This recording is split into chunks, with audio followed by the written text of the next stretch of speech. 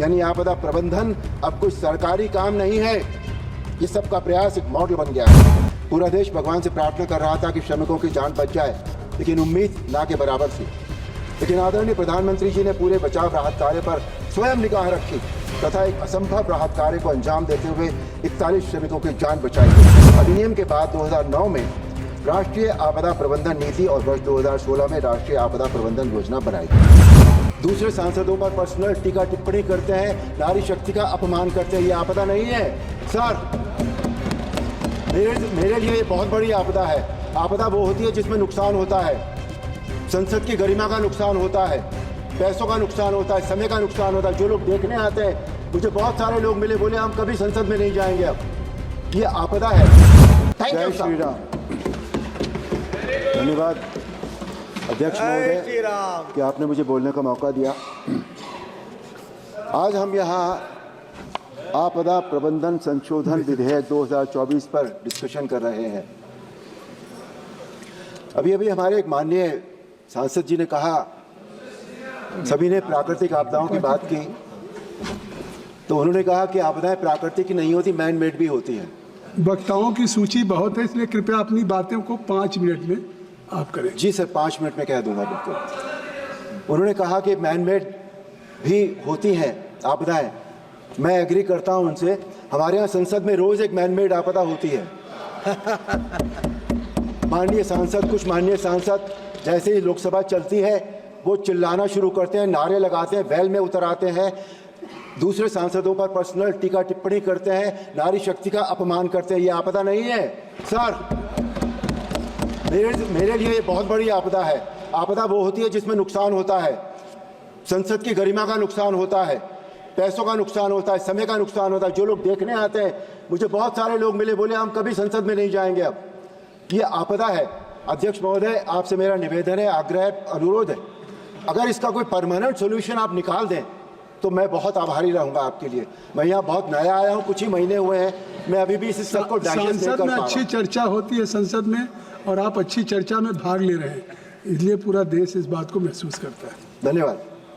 आपदाओं का जो इतिहास है वो पुराना नहीं है। हमारे यहाँ पहले प्लेग होता था अंग्रेज़ों के ज़माने में, पर उस समय राहत का कोई कंसेप्ट नहीं था, मैनेजमेंट का कोई कंसेप्ट नहीं था।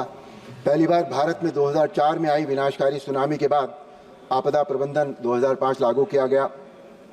हालांकि इस तरह के कानून का विचार 1999 में उड़ीसा में आए सुपर साइक्लोन के बाद से चल रहा था। इस अधिनियम के अंतर्गत राष्ट्रीय स्तर पर NDMA, राज्य स्तर पर SDMA, राष्ट्रीय आपदा प्रतिक्रिया बल और राष्ट्रीय आपदा प्रबंधन संस्थान, इन सभी को बनाया गया। इस अधिनियम के बाद 2009 में राष्ट्रीय आपदा प्रबंधन नीति और वर्ष 2016 में राष्ट्रीय आपदा प्रबंधन योजना बनाई गई।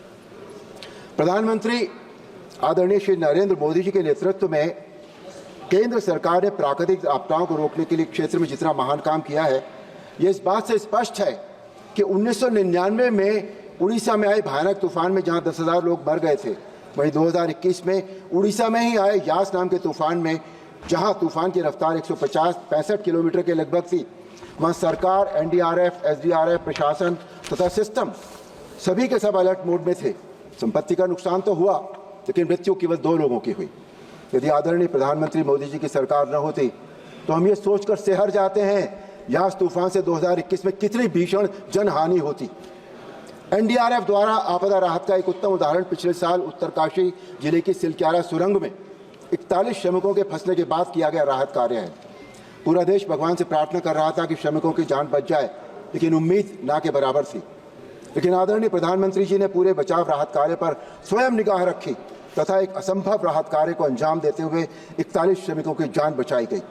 सिलक्यारा सुरंग राहत कार्य से पूरी दुनिया हैरान हो गई थी और इससे हमारे आदरणीय प्रधानमंत्री जी की संवेदनशीलता का भी पता लगता है। आदरणीय प्रधानमंत्री जी की संवेदनशीलता तथा भारत के आज तक के सबसे लोकप्रिय गृह मंत्री आदरणीय श्री अमित शाह जी के नेतृत्व में आपदाओं की गंभीरता को महसूस करते हुए 1 अगस्त 2024 को लोकसभा में आपदा प्रबंधन संशोधन बिल प्रस्तुत किया गया। इस बिल के अनुसार आपदा प्रबंधन संशोधन अधिनियम 2005 के संस्थागत तत्व पर विशेष ध्यान देने तथा साथ ही उसके लागू किए जाने की प्रक्रिया पर लगातार निगरानी पर बल दिया गया है। इसके लगभग 2 दशक बाद इस पूरे सिस्टम की समीक्षा करने की आवश्यकता महसूस की गई। बिल में बहुत अच्छा प्रावधान है कि केंद्र, राज्य तथा जिला स्तर पर आपदा का आकलन व समाधान करने की शक्तियां दी गई हैं। अब अर्बन डिजास्टर मैनेजमेंट अथॉरिटी राज्य की राजधानियों तथा उस राज्य में स्थित नगर निगम और नगर पालिकाओं के लिए भी काम करेगी। लोकल एडमिनिस्ट्रेशंस और ऑफिसर्स के साथ जोड़ने से मैनेजमेंट बेहतर होगा, ज्यादा ऑर्गेनाइज होगा, because they know the place and its ins and outs and its problems. ये विधेयक राज्य सरकारों को स्थानीय प्रतिक्रिया क्षमताओं को बढ़ाने के लिए परिभाषित कामों तथा सर्विस कंडीशन के साथ राज्य आपदा प्रतिक्रिया बनाने का अधिकार देता है। इस बिल की एक बहुत अच्छी बात यह है कि सभी मौजूदा समितियों जैसे राष्ट्रीय संकट प्रबंधन समिति और उच्च स्तरीय समिति को वैधानिक दर्जा दिया जा रहा है। एनडीएमए के आपदा मित्र, आपदा सखी जैसी स्कीम्स बहुत ही उपयोगी साबित हो रही हैं। माननीय प्रधानमंत्री श्री नरेंद्र मोदी जी के शब्दों में आपदा मित्र के रूप में युवा जिम्मेदारियां उठा रहे हैं। जहां कोई आपदा आती है तो लोग पीड़ित नहीं रहते, वो वॉलंटियर्स आपदा का मुकाबला करते हैं। यानी आपदा प्रबंधन अब कोई सरकारी काम नहीं है, ये सबका प्रयास एक मॉडल बन गया है। बॉटम लाइन ये है सर कि आपदा प्रबंधन विधेयक और इसमें जो भी अमेंडमेंट किए गए हैं वो सभी आपदा पीड़ितों के लिए सकारात्मक साबित होंगे और आपदाओं से निपटने के लिए बहुत ही सक्षम होंगे। कृपया समाप्त। जम्मू कश्मीर में धारा 370 समाप्त करने जैसे ऐतिहासिक कदम उठाने वाले देश के जनप्रिय गृह मंत्री द्वारा प्रस्तुत इस बिल का मैं समर्थन करता हूं। जय श्री राम। जय श्री राम। श्री गुरमीत सिंह